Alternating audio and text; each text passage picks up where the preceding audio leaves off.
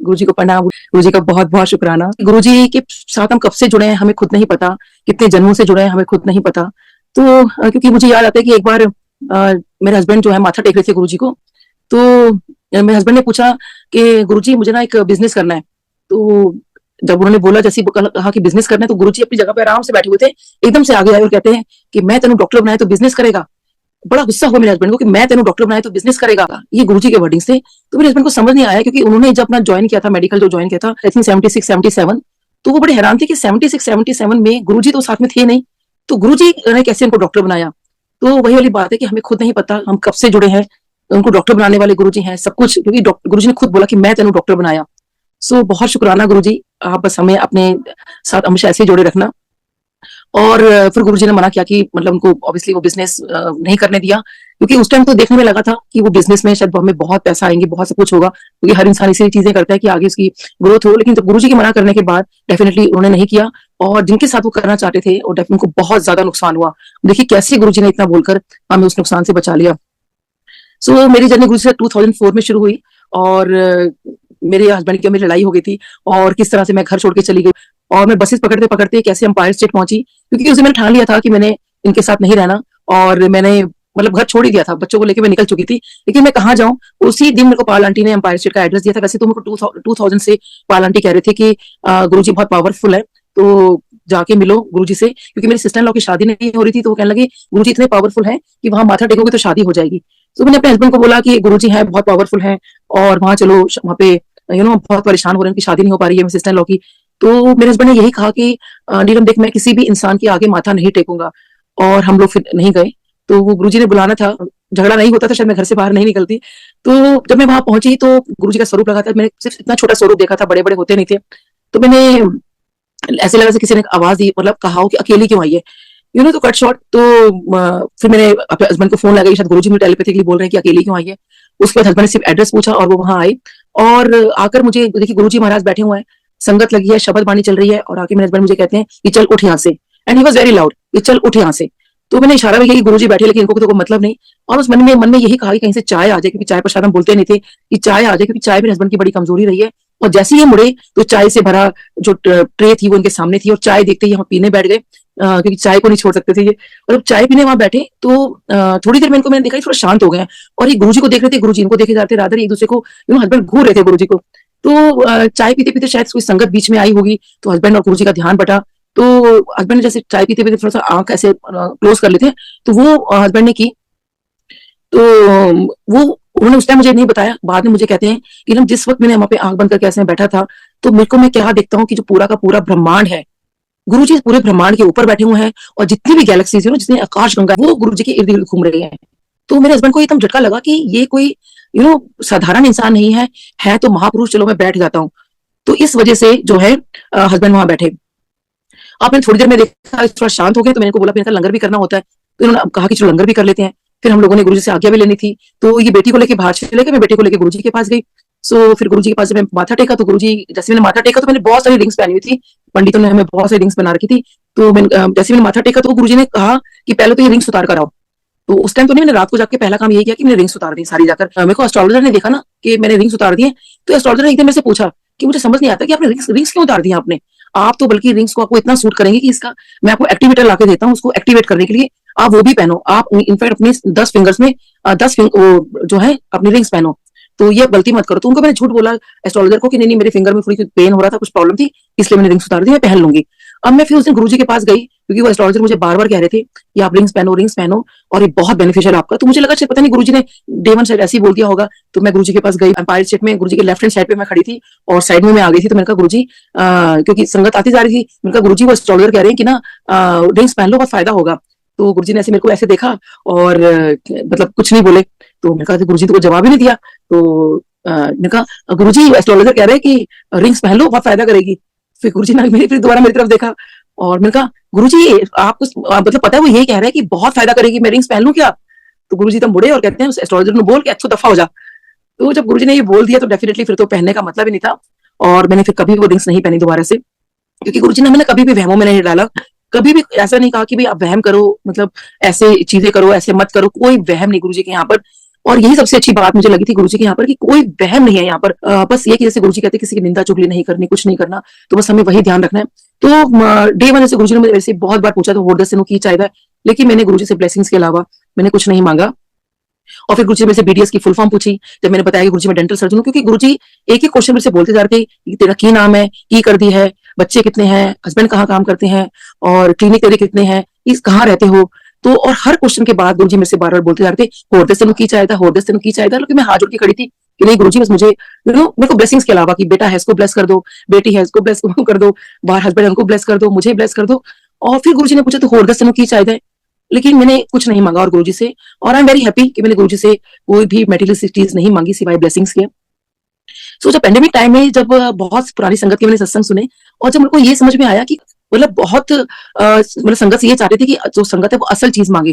तो जब मुझे ये बात पता चली कि वो असल चीज गुरुजी चाहते थे, तो मैं ना अपना बड़ा मुझे रिग्रेट हुआ कि डे वन मैंने वो असल चीज क्यों नहीं मांगी। और वो असल चीज जो थी वो ये था कि आप गुरुजी को मांग लो या मोक्ष मांग लो।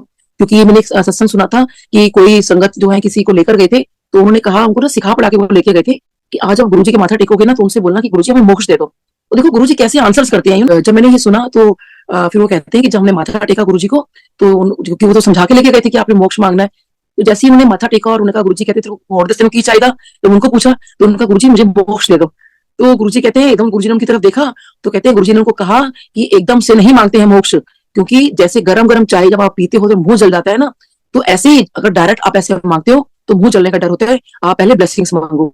तो सोचिए संगत जी, ये मेरी रिसेंटली जब मैंने सुना मैं इतना खुश हुई कि गुरुजी ने मुझे ये आंसर कर दिया कि तूने जो ब्लेसिंग्स मांगी बिल्कुल ठीक मांगी। सो देखिए गुरुजी जो है भगवान शिव है, महाशिव है वो। क्योंकि ये हमारे शिव पुराण में भी लिखा है कि जो मोक्ष है वो खाली जीवन दान, और जो मोक्ष है वो हमारे गुरुजी ही दे सकते हैं, यानी कि भगवान शिव ही दे सकते हैं। और गुरुजी ने देखिए कितने लोगों को जीवन दान दिया। मैं खुद इसका अपने आप में इस बात की साक्षी हूँ कि मुझे खुद गुरुजी ने जीवन दान दिया। और अभी लेटेस्ट ही गुरुजी ने मुझे फिर से लाइफ दी। गुरुजी ने अभी हमारे घर में सत्संग था, तो हम लोगों ने कुछ लोगों को बुलाया, संगत आई, और जहां गुरुजी का दरबार लगा था ना, सो वहां पर उनके साथ ही कोई एक आंटी बैठी हुई थी, यंग गर्ल। सो मैं उनको देख रही थी, वो बहुत ज्यादा ध्यान में थी। तो बहुत अच्छा लग रहा था कि चलो यंग बच्चे इतने ध्यान में शब्द बाणी सुनते हैं और करते हैं। इनफैक्ट उस लड़की को सबने ही नोट किया, वो आंटी को। सो क्या ठीक है। अब इधर से जब मैं दिन में तैयारियां कर रही थी गुरुजी के सत्संग की, सो मैंने देखा शिल्पी आंटी है, सो उनका मेरे पास मैसेज आया कि आंटी हाउ आर यू। तो मैंने कहा कि चलो इनको मैं बाद में जवाब दूंगी, अभी मैं तैयारी कर लेती हूँ, शाम को घर में सत्संग है। तो मेरे को लगा कि नहीं इनको मैं जवाब दे दूं, क्योंकि वो सोचेंगे कि पता नहीं मेरे को जवाब क्यों नहीं दे रही है। और उनको मैंने फटाफट जवाब दिया कि आई एम फाइन। सो उन्होंने लिख भेजा क्विक कॉल कि मेरे को ड्रीम आया आपके बारे में, जो गुरुजी ने आज आपको लाइफ दी है, तो क्विक कॉल। तो मैंने उनको कॉल किया, तो कहते हैं आंटी आज आपको गुरुजी ने अभी 8 घंटे पहले की बात है कि मेरे को गुरुजी ने ड्रीम दिखाया, और उस ड्रीम के अंदर आपकी लाइफ नहीं है और गुरुजी ने आपको लाइफ दी। सो मैंने कहा अच्छा आंटी, आज तो मेरी ना मैरिज एनिवर्सरी है और मैंने हमारे घर में सत्संग रखवाया है गुरुजी का। कहती ओ माय गॉड, देखो गुरुजी साक्ष मतलब आपके घर में आ रहे हैं। और आज ही मेरे को गुरुजी ने दिखाया कि उन्होंने पूरा ड्रीम बताया कि कैसे उन्होंने देखा कि लाइफ खत्म हो चुकी है मेरी, और कैसे गुरुजी हमारे घर में मेरे को ब्लेस करने आ रहे हैं। और देखिए पूरा ना गुरुजी इस बात का वैलिडेट भी आपको करते हैं कि आपको गुरुजी ने लाइफ कैसे दी। सो उसके बाद ठीक है हमारी ये बातचीत होगी, तो वो ये इतना डर गई थी इस बात को लेके, तो वो उनको ये लग रहा था कि इंडिया में मैं किससे पूछूं कि डॉक्टर नीलम के साथ आज क्या हुआ है।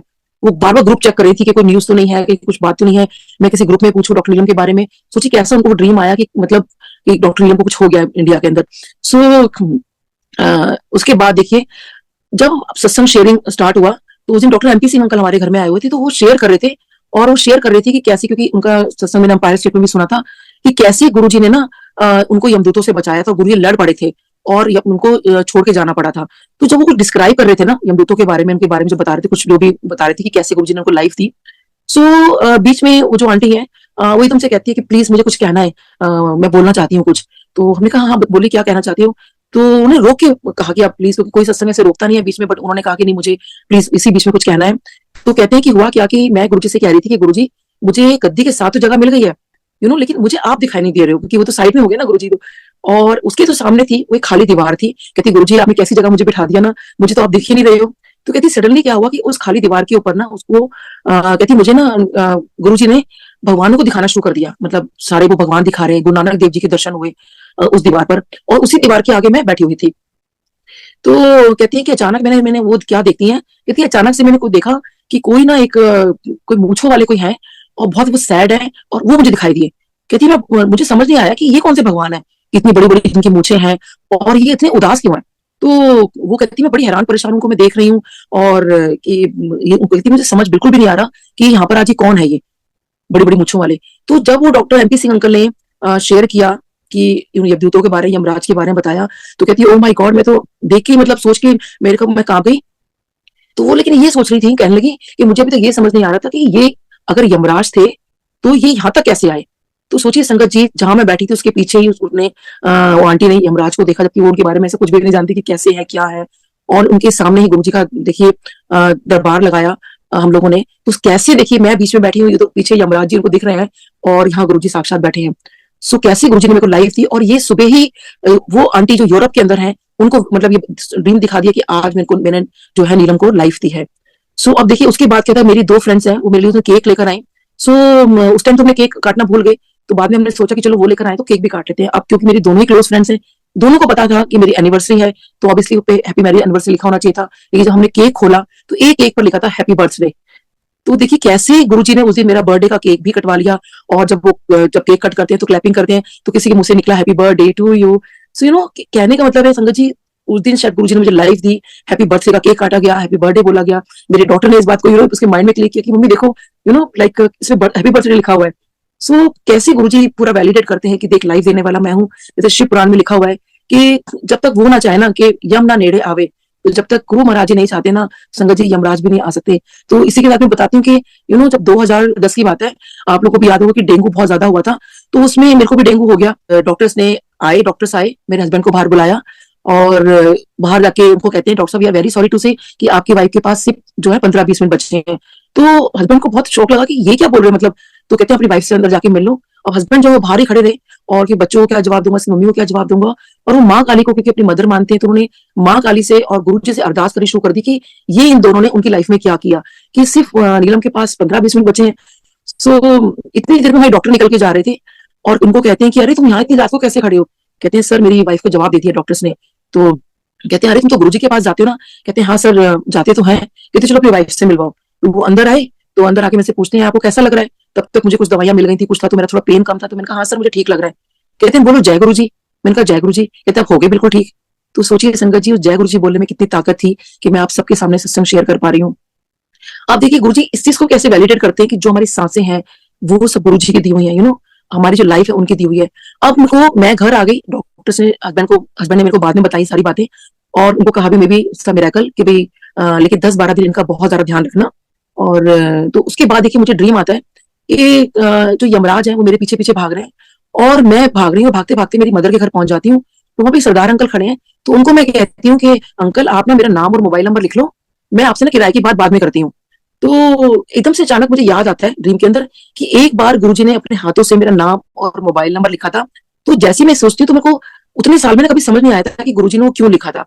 तो मैं ऐसे सोचती हूँ कि एक बार ऐसी गुरुजी ने भी अपने हाथों से लिखा था, जबकि मैं उनको कह रही हूँ कि मेरा आप नाम और मोबाइल नंबर लिख लो। और जैसे मेरे मन में चीज थॉट आती है, जैसे मैं बोलती हूँ कि एक बार गुरुजी ने अपने हाथों से मेरा नाम और मोबाइल नंबर लिखा था, तो यहाँ वो जो यमराज जी खड़े होते हैं वो एकदम से कहते हैं कि ओहो इस गुरुजी ने तो मेरे सारे आंकड़े बिगाड़ के रख दिए। 2 बार उन्होंने बोला। मैं उनकी तरफ देखती हूँ तो कि भाई क्या कह रहे हैं। तो कहते हैं इस गुरुजी ने तो मेरे सारे आंकड़े बिगाड़ के रख दिए। तो सोचिए संगत जी, उन्होंने एक आंकड़ा नहीं बोला कि गुरुजी ने सारे आंकड़े बिगाड़ के रख दिए और वो मुझे छोड़कर चले जाते हैं। तो देखिए गुरुजी के आप जब उसमें आ जाते हो ना, आप जब उनके में रजिस्ट्रेशन आपका हो जाता है, तो आपको यमराज भी हाथ नहीं लगा सकते। अब देखिए गुरुजी ने जो मेरा नाम और मोबाइल नंबर लिखा था, वो ऐसे लिखा था कि जब आई थिंक 2004 था। सो मैंने बच्चों का जन्मदिन उस दिन इकट्ठे मनाया था। तो उस दिन पायल आंटी का फोन आता है विश करने के लिए बच्चों को। तो हम लोगों ने तो घर पे बहुत सेलिब्रेट किया था कि सारे रिलेटिव्स आए थे, बच्चों के सारे फ्रेंड्स आए थे। ये छोटे बच्चों का जन्मदिन तो वैसे बड़े धूमधाम से हमारे उसमें मनाते हैं। तो मैंने मतलब पायल आंटी का फोन आते तो कहती तो अंपायर स्टेट में होगी ना। तो मुझे लगा कि चल वहाँ पे अंपायर स्टेट की कुछ वाइब्रेशन आ जाएंगी, तो मैं बच्चों को इस वक्त विश करती हूँ। वो उस दिन आ नहीं पाए थे। सो मैंने कहा कि नहीं मासी जी मैं तो घर पे ही हूँ। तो वो कहती है अरे तू इस टाइम घर पे क्या कर रही है, तो गुरु जी के पास नहीं गई। तो आज तो बच्चों का जन्मदिन है और बच्चे तुम्हें गुरु जी का आशीर्वाद नहीं दिलाया। तो मैंने कहा नहीं माता जी मैं तो घर पर हूँ। तो कहने लगी मतलब मुझे बड़ा गुस्सा चढ़ा अपने ऊपर कि मुझे बर्थडे मनाने की अभी क्या जरूरत थी। और मैं तो लाइक दोपहर को अपना बर्थडे मतलब बच्चों को मना लेती। तो मैंने संगत जी सबसे कहा कि सब पैकअप करो और अपने अपने घर जाओ, हम तो गुरु जी के यहाँ जा रहे हैं। और हम लोगों ने जो है गुरु जी के लिए हम निकल पड़े। और उसमें बारिश होनी शुरू हो गई, रास्ते में पानी भर गया, हमने किसी फैमिली को छोड़ा। गाड़ियां खराब हो रही थी, मैं बड़ा प्रे करते करते गुरुजी प्लीज हमें एम्पायर स्टेट पहुंचना है, प्लीज बुला लो, क्योंकि रास्ता बहुत जाम था। एनीवे हम बहुत लेट पहुंचे एम्पायर स्टेट। तो एम्पायर स्टेट पहुंचे तो वहाँ पे सेवादार एक आंटी खड़ी थी, कहते आंटी ये आने का टाइम है आपका। तो मैंने कहा आंटी, कहती आपने लंगर किया? मैंने कहा नहीं आंटी, हम लोग लंगर नहीं करेंगे, क्योंकि बच्चों को मैंने कहा था और खुद भी हम पूरा पेट भर के गए थे। तो मैंने कहा नहीं आंटी, हम लोग यहाँ तक फुल लंगर नहीं करेंगे। तो कहती वो तो पॉसिबल नहीं है, बस गुरुजी अपने रूम में जाएंगे, जितने आप दर्शन कर सकते हो आप दर्शन कर लो। तो इतना तो दरवाजा खुला हुआ था और हम लोग फिर उसी टाइम गुरुजी जो है अपने रूम में गए। तो जैसे ही वो रूम में गए, मेरा रोना छूट गया, क्योंकि गुरुजी के बैग के हमें दर्शन हुए।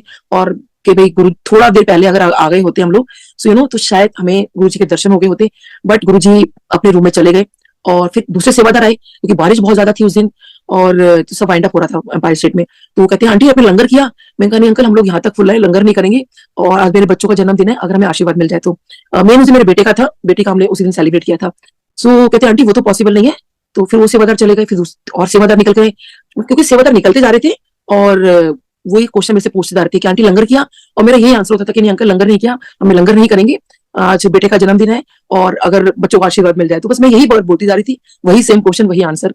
सो अब किसी आंटी ने कहा आंटी एक काम करो, अपना अंदर चले जाओ, जा रहे तो गुरुजी की डांट ही पड़ जाएगी ना, क्योंकि उन्होंने कहा ना गुरु सबको बहुत डांट रहे, बहुत गुस्से में थे गुरुजी उस दिन। तो हम अंदर चले गए, चलो गुरुजी की डांट ही खा लेंगे, कोई बात नहीं। अब अंदर गई तो अंदर वाले सेवादार वही बात कहने लगे, आंटी लंगर किया? मैंने कहा नहीं अंकल, अंकल यहाँ तक फुल है, लंगर नहीं करेंगे, अगर गुरुजी का आशीर्वाद मिल जाए, बच्चों का जन्मदिन है, सेम क्वेश्चन सेम आंसर। सो उसके बाद काफी देर तक बस यही होता रहा, सेवादार पूछते रहे, मैं मना करती रही। अब मैंने सडनली मैंने देखा कि मेनका गांधी आंटी जो है मेरे साथ बैठे हुए थे। सो मैंने उनको बोला, Menka aunty I just want to say thanks to you. She said for what? तो मैंने कहा just because of you I left the non veg. तो शी सेड हाउ? तो उनको मैंने पूरा बताया कि उनकी वजह से मेरा नॉनवेज कैसे छूटा। सो वो बहुत खुश हुई। इतने देखिए इतनी देर में गुरु महाराज जी की कृपा, वो अपने रूम से निकल कर आए, तो गुरुजी ने चोला चेंज कर लिया था, पैंट शर्ट में गुरुजी आए। और एम्पायर स्टेट में जो स्टेप्स हैं उसमें गुरुजी कई बार साइड में बैठ जाया करते थे, तो गुरुजी जो है वहां पे जाके बैठ गए। और फिर मेनका गांधी आंटी को कहते हैं Guruji she left the non veg. तो गुरुजी ने हमारी तरफ देखा और गुरुजी कहते वधिया किता। सो अब मेरे को डर भी लगा था गुरुजी डांटेंगे, लेकिन मैं बस वेरी हैप्पी, चलो गुरुजी के दर्शन हो गए और डांट भी खा लेंगे, कोई बात नहीं।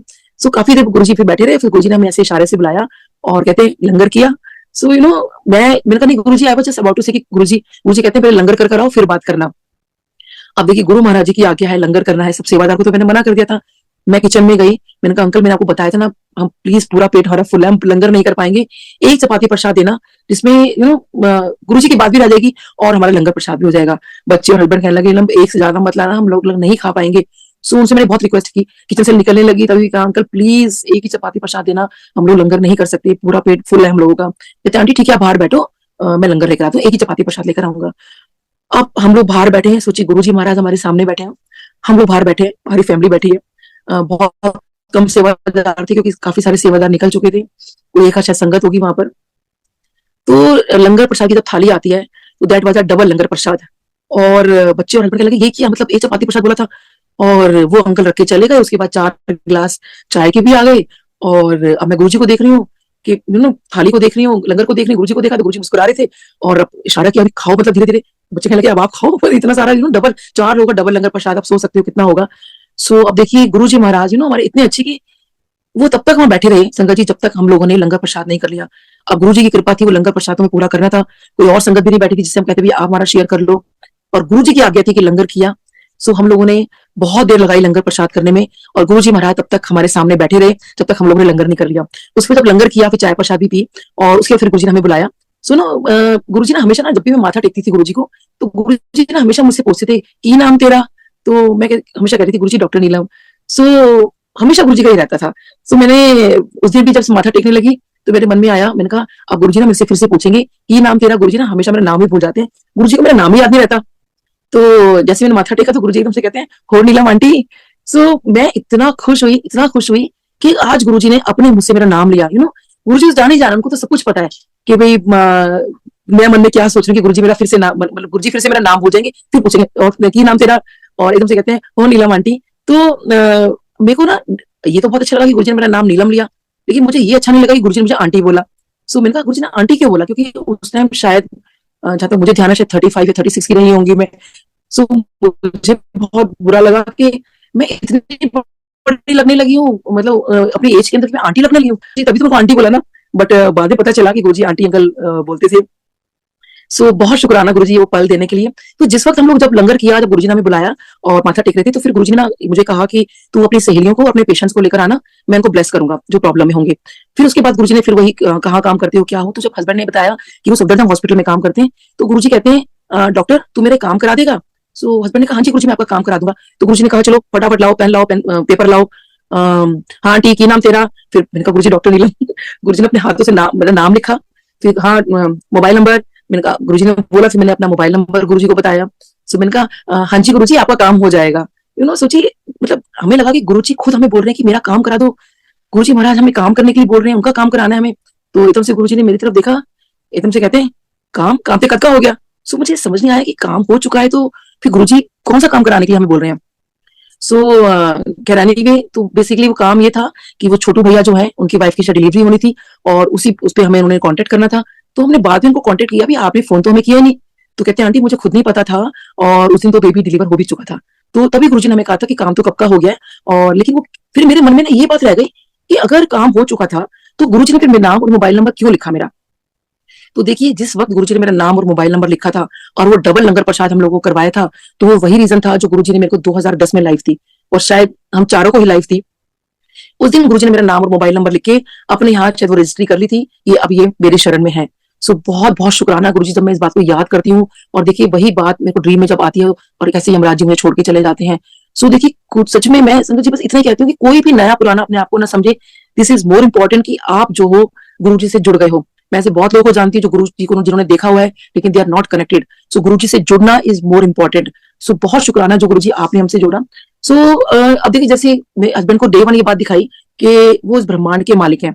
सो गुरु जी हर तरह से देखिए हमें काउंटर कंफर्म करते हैं, हर चीज से वो अपना वैलिडेशन देते हैं हर चीज का। एक बार मेरे क्लिनिक पे कोई पेशेंट आए, मेरी कोई पेशेंट है एडिशनल सेक्रेटरी, तो उन्होंने उनको भेजा था और वो नॉर्दर्न रेलवे के अंदर बहुत हाई पोस्ट पे थे। तो वो आए तो देखने में लग रहे थे कि बहुत एटीट्यूड है उनके अंदर, ठीक है, लेकिन मुझे तो ट्रीटमेंट से मतलब था। आए जैसे ही वो बैठे तो क्योंकि मेरे क्लिनिक पे गुरुजी का स्वरूप लगा हुआ है तो देखते एकदम से कहते हैं डॉक्टर साहब जय गुरुजी, आप गुरुजी को मानते हो, आप गुरुजी की जाती हो? तो मैंने कहा हाँ जी जय गुरुजी। मुझे बहुत हैरानी हुई कि ये कैसे गुरुजी को मानते हो, उनकी शक्ल से दिखता था कि वो कोई किसी को मानने वालों में से नहीं है। तो मैंने कहा अच्छा आप भी? तो कहते हैं हाँ डॉक्टर साहब मैं भी गुरुजी को बहुत मानता हूँ। सो कहते वैसे तो मैं तो उन लोगों में से हूँ जो भगवान को ना मानू, तो किसी इंसान को क्या मानूंगा, लेकिन मैं गुरुजी को मानता हूँ। एकदम से कहते हैं कि डॉक्टर साहब एक बात बताओ, आप गुरुजी को समझते क्या हो? तो मैंने कहा गुरुजी हैं, महापुरुष हैं। सो कहते हैं आप जानते हो गुरुजी भगवान है। सो मुझे बहुत हैरानी हुई कि ये कह रहे हैं कि गुरुजी भगवान है।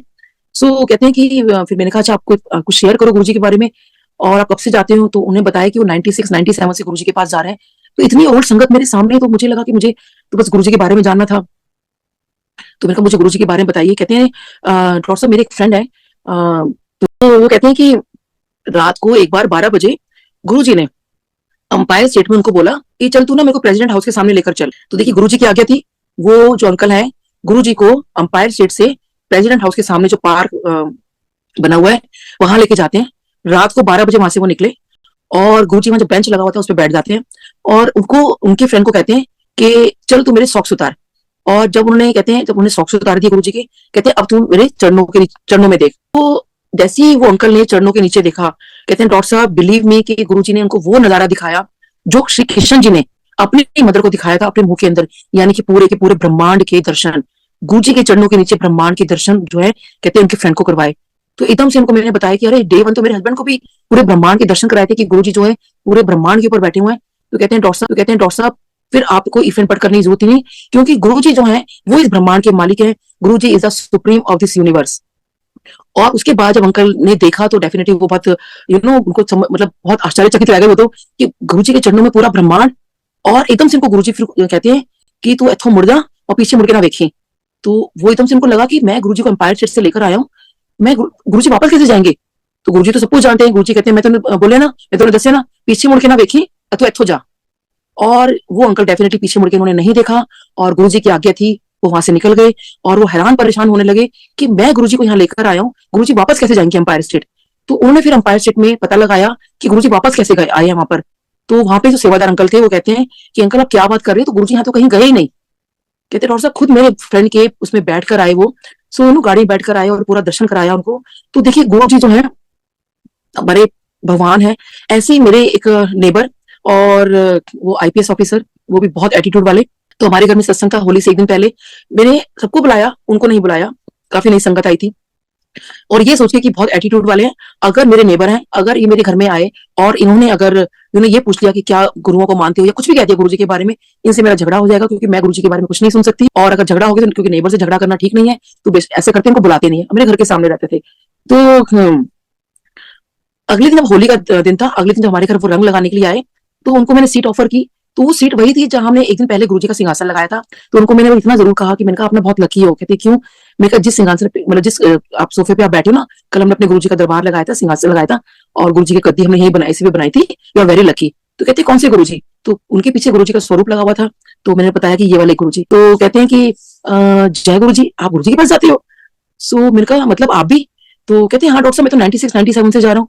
मुझे बड़ी हैरानी हुई कि इतनी पुरानी संगत, मेरी नेबर, मेरे घर के सामने रहते हो, उनको मैंने नहीं बुलाया और सबको बुलाया। सो खैरानी भी उस दिन तो कुछ शेयर नहीं किया, लेकिन बाद में उन्होंने एक चीज शेयर की। कहते हैं कि उनका सेम क्वेश्चन था कि आप गुरुजी को समझते क्या हो? तो मैंने वही कहा, मैंने कहा नहीं, वो गुरुजी हैं, महापुरुष हैं। हाँ कि गुरुजी भगवान है, लेकिन शायद कहीं मैं महापुरुष गुरुजी को ज्यादा मान रही थी उस वक्त। सो कहते हैं कि डॉक्टर साहब, मैं तो ना गुरुजी के पास जब जाया करता था, तो मैं हर कहीं भी अगर मेरे को जाना होता था, कहीं पर भी, मैं गुरुजी को फोन करके जाता था कि गुरुजी मैं इधर जा रहा हूँ, या जहां भी वो जाते थे। तो कहते हैं गुरुजी मुझे ना बोलते थे, तू इत्थे आ, मेरे चरण दबा। मुझे बड़ी हैरानी हुई कि देखिए आपने गुरुजी के चरण भी दबा रखे हैं। तो कहते हैं हाँ, मैंने जब भी गुरुजी को कहीं जाना, तो गुरुजी को और गुरुजी ने मुझे बुला लेना, तो मेरे चरण दबा।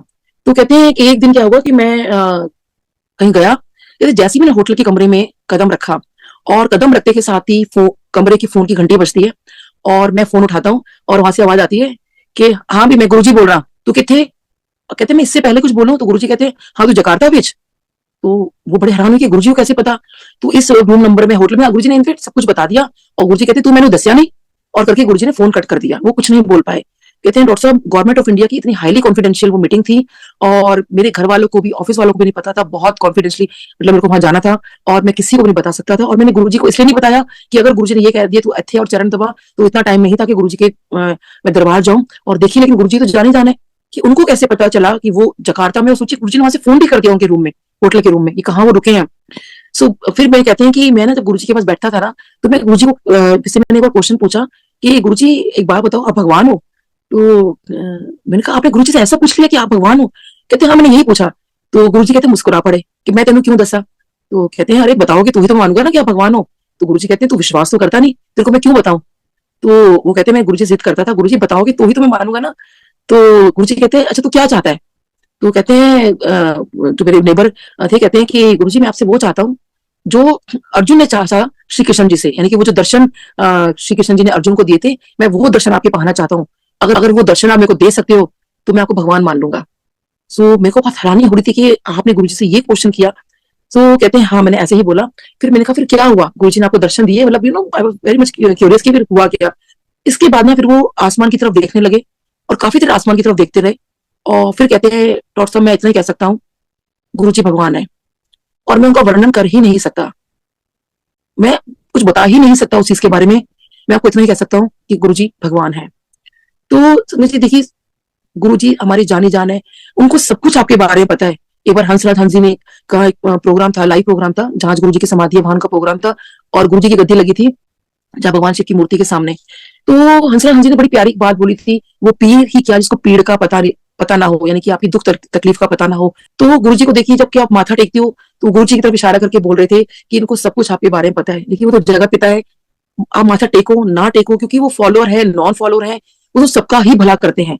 वो तो जानी जान है।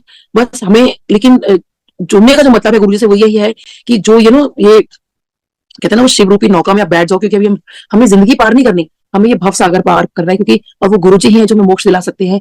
हमारे देखिए 90% तो गुरुजी हमारे कर्म काट देते हैं, और 10% ही है जो हमें अपने काटने हैं। तो वो हम हंस के काट ले, क्योंकि वही वाली बात है कि चिंता करने से कुछ नहीं होगा। जैसे गुरुजी ने कहा कि मुझे मानो, मुझसे मांगो मत, क्योंकि हमें नहीं पता गुरुजी हमें क्या देने वाले हैं, क्या नहीं देने वाले। तो कभी भी गुरुजी से हमें मांगना नहीं चाहिए। तो इतना शुक्राना गुरुजी आपका। सो ऐसी बर्थडे वाले दिन से मुझे याद है कि उस दिन गुरुजी का बर्थडे था, जिस दिन की बात थी। सो हमें जब भी हम जाया करते थे ना, तो सेवादार ना मना करते थे कि आंटी आप ना बच्चे बहुत छोटे हैं, आपके बच्चों को मत लेकर आया करो।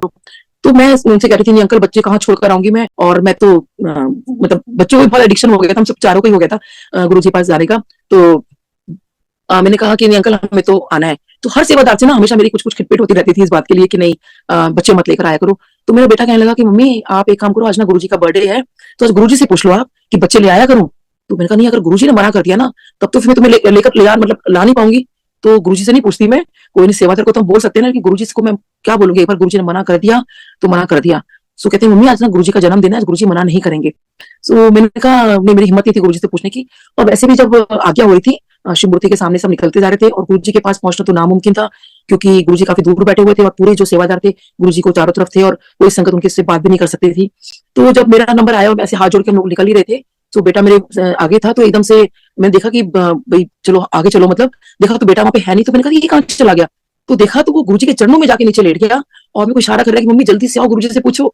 और मेरे सेवादार अंकल से कहा अंकल मेरा बेटा बेटा, ऐसे करके मैं आगे गई और गुरुजी के पास पहुंच गई। तो मैंने कहा गुरुजी बेटा कह रहा है कि वो शैतानी नहीं करेगा तो बच्चे ले आया करूं। सो गुरुजी कहते किथे है।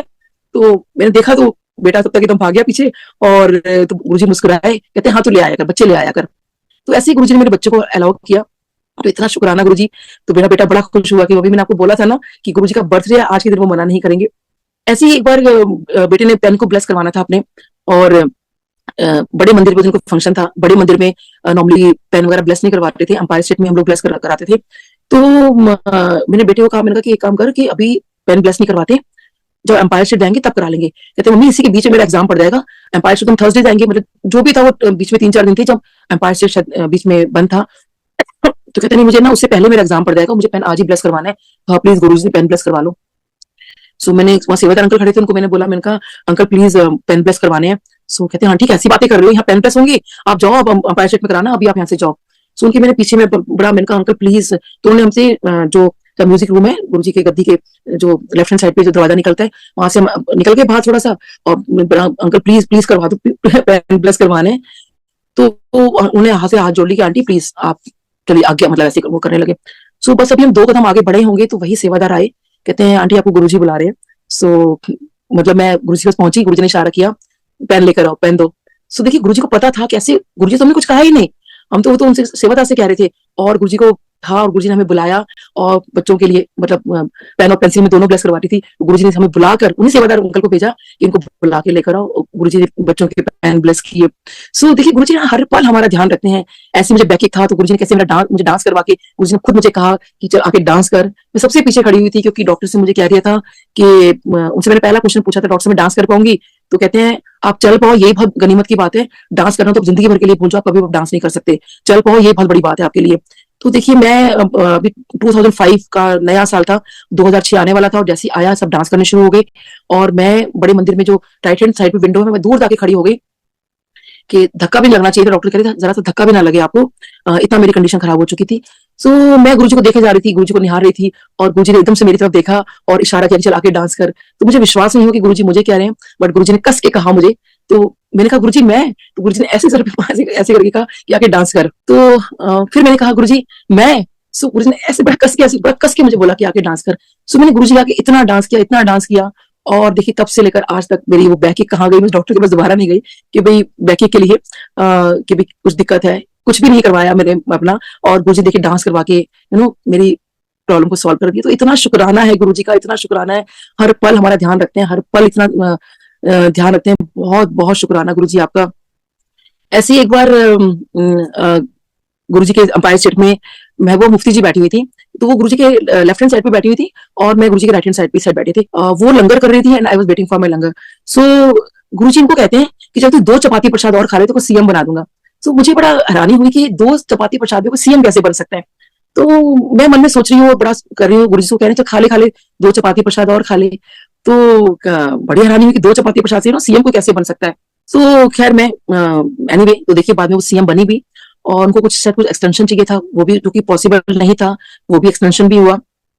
तो जब वो माथा टेक रही थी गुरुजी को, उन्होंने जो भी गुरुजी को बोला होगा, गुरुजी ने इन रिटर्न में उनको बोला वालेकुम अस्सलाम आंटी, बड़े सिर झुका के, बड़े अदब से। और जैसे ही गुरुजी ने बोला वालेकुम अस्सलाम आंटी, तो मैं तो संगत जी बिल्कुल गुरुजी पे पूरी फिदा, मैंने कहा वाह गुरुजी आप क्या लग रहे हो ना, वालेकुम अस्सलाम आंटी। मैं गुरुजी पे बिल्कुल ऐसा हो गई कि गुरुजी कितने प्यारे लग रहे हो आप, कितने प्यारे लग रहे हो।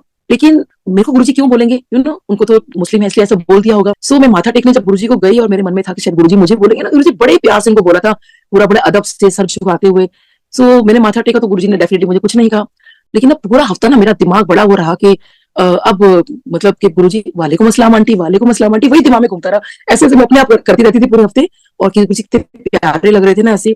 और संगत जी जब मैं नेक्स्ट वीक गई और जैसे मैंने गुरुजी को माथा टेका तो गुरुजी मुझे कहते हैं वालेकुम अस्सलाम आंटी। तो देखिए गुरुजी जाने-जाने हैं, उनको सब कुछ पता है कि उस दिन नहीं बोला, 1 हफ्ते बाद बोला। सो क्या नहीं जानती गुरुजी। ऐसे जब मैं माथा टेक रही थी तो मेरे को मन में ही आ रहा था, मैंने कहा गुरुजी ने मेरे से सब कुछ तो पूछ लिया डे 1 में, लेकिन कभी ये तो मुझे कहा ही नहीं कि मतलब कुछ ऐसी बात तो मेरी बताई नहीं जो कि मेरे से ना पूछी हो। सब कुछ तो पूछ रखा है गुरुजी ने। तो उस दिन मेरे से जैसे ही मैंने माथा टेका तो गुरुजी कहते हैं और 10 फिर तो मौलाना आजाद से है, क्योंकि मौलाना आजाद मेडिकल कॉलेज मेरे कॉलेज का नाम है, वो तो कभी गुरुजी ने मेरे से पूछा ही नहीं था। तो संगत जी गुरुजी सब कुछ जानते हैं, सब कुछ उनको पता है। जय गुरुजी संगत जी।